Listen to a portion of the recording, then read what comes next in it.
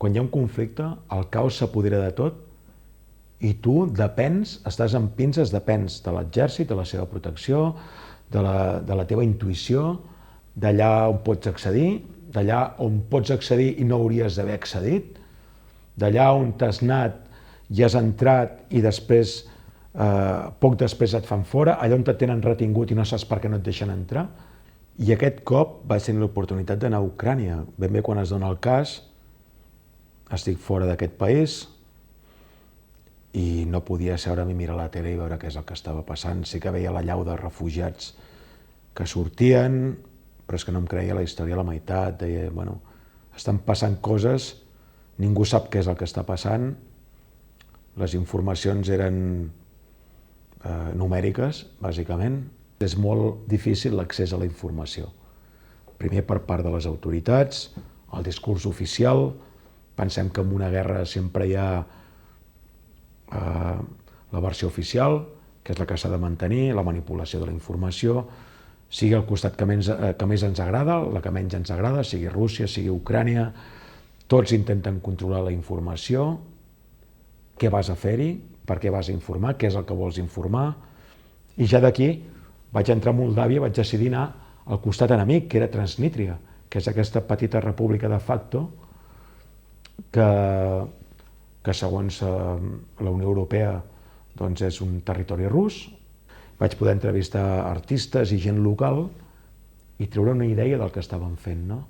Del que hi havia en aquest lloc. Sobretot quina era la mentalitat o la ideologia d'aquests territoris que han estat realment aculturats per al govern rus, i realment la mentalitat era absolutament bel·licista i s'havia transformat en antiucraniana, quan realment han sigut els seus veïns de tota la vida. I per tant aquest documental lliga una miqueta tot aquest loop que faig des que entro per Polònia fins que surto per Transnistria, i espero que sigui del vostre interès.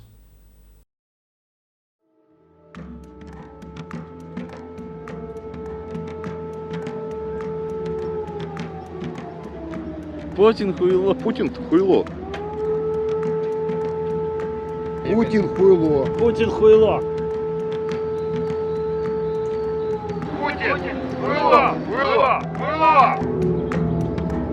In Georgia, everybody understands that it's a fight not only for Ukraine. It's a fight for civilized world, and it's a fight of civilized world against barbarians. When we see 10-year-old kids tied up and raped and killed, of course it emotionally reflects on everybody, and it is very heavy for us, especially for Georgians, because we have already seen it. Okay. For Ukrainians also, but no Ukrainian or Georgian is committing a war crime. It's only Russians who are doing that.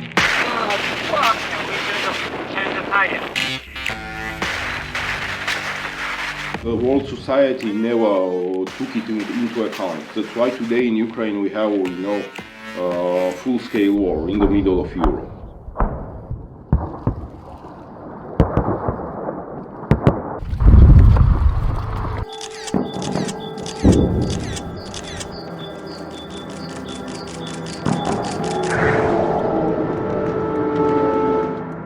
Мы просто хотим жить в мире и согласии.